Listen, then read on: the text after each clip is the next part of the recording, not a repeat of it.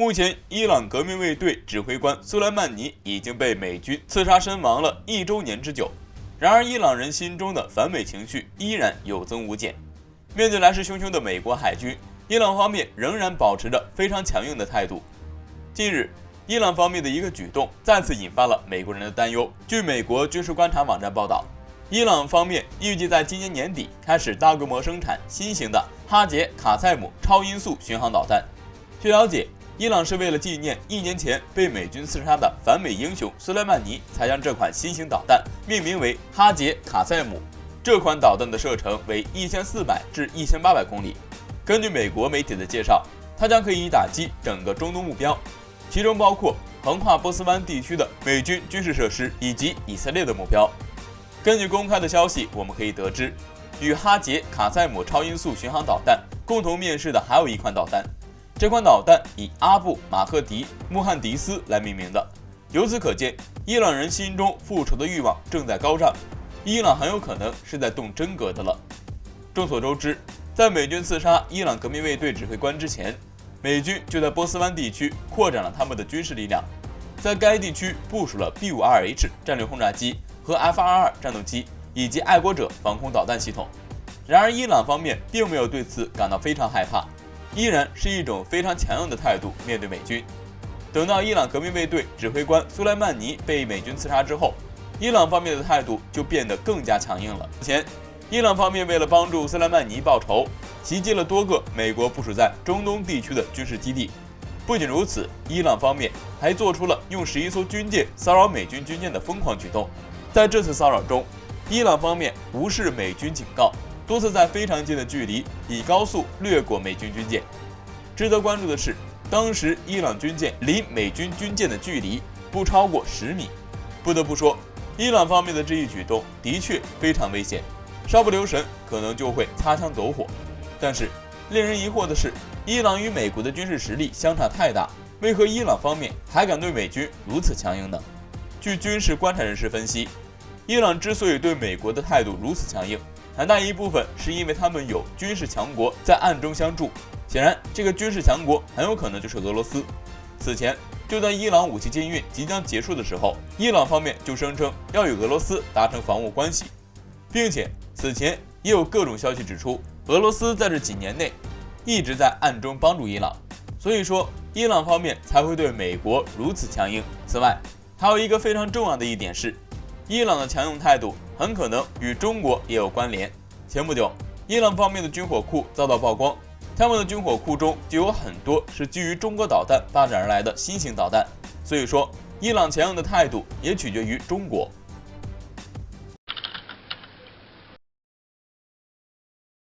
随着美国新任总统登台以来，美俄之间的关系似乎并没有得到缓解，相反，两国之间军事竞争似乎有所加强。这不，近期美国在俄发生内乱之际，又对俄进行了严重挑衅。据美媒 USNI News 近日消息称，继美国第6舰队后，美军再次向黑海区域派出了2艘军舰，并且这2艘进入黑海的美军舰船还与北约军舰一同举行了大规模的军事演练。随后参与此次演练的美军军官表示，这2艘抵达黑海的美军舰船与北约舰船相互进行了熟悉，这种相互之间的交流将对我们的战术水平有极大的帮助。同样，美第6舰队对此次军演表示，此次军演不光只有美军派出的军舰，同样北约盟国也出动了 E-3A 机载预警机。海军巡逻中队46的一架 P-8 海上侦察机参与了此次的军演。事实上，美军此次的做法可以说是极其不地道的。要知道，现如今正值寒冬时期，俄罗斯北方许多港口都处在冻港时节，其中很多港口都无法令俄海军舰艇正常出航，因此俄海军想要正常出航，那么黑海就是其重中之重。然而近年来，美国与俄罗斯在多种场合闹掰，这也使得美俄两军频频出现在世界多个角落进行对抗，其中黑海区域就是美俄之间对抗的一个重要主战场。目前部署在黑海地区主要有俄罗斯海军、美海军以及北约国家联合组成的海军，其中美海军至少在地中海区域部署了69艘阿利伯克级驱逐舰。尽管美军如此针锋相对的挑衅俄军，但俄军显然也不是吃素的。要知道，俄罗斯的黑海舰队作为四方舰队中实力较为强劲的一支舰队，其配备了7艘大中型水面作战舰艇、7支潜艇部队、35艘轻巡逻和导弹艇、10艘水雷作战舰艇。不仅如此，俄黑海舰队还配备了一个主力海军航空兵团共有30架苏30战机以及苏24战斗机。尽管俄黑海舰队实力远不及前苏联时期的黑海舰队，但面对以美国为首的北约组织俄黑海舰队，还是尚且能够与之匹敌的。不得不说，美新上任总统刚刚站稳脚跟，就对俄罗斯来了一记下马威。由此可以看出，美军接下来或许会在更多场合与俄军展开竞争。此次美军向黑海地区派出2艘军舰，这也表明了美军将会在更多的领域限制俄军的发展。如此一来，美军释放这种极具威胁的信号，究竟会不会让美俄之间的地区冲突变得更加严重呢？同样，俄军面对美军不断的挑衅，究竟会不会给予美军痛击呢？这个问题需要好好探讨一番。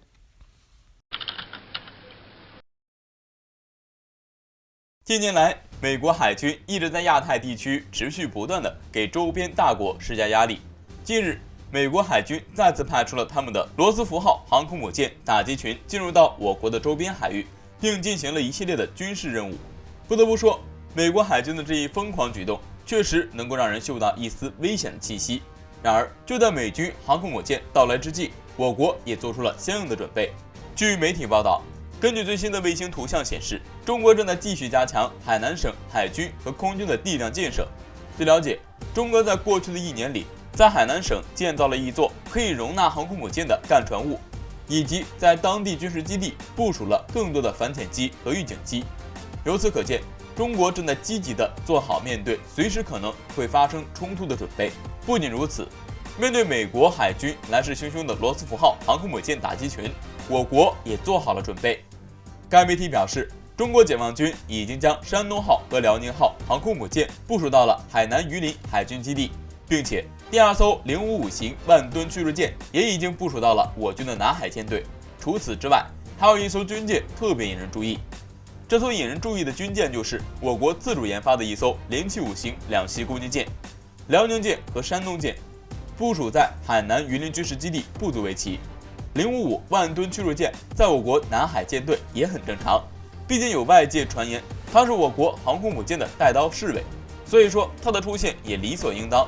那么075型两栖攻击舰为何也会现身该地区呢？据军事观察人士分析，首先我们要知道075型两栖攻击舰和航空母舰之间的作战区别。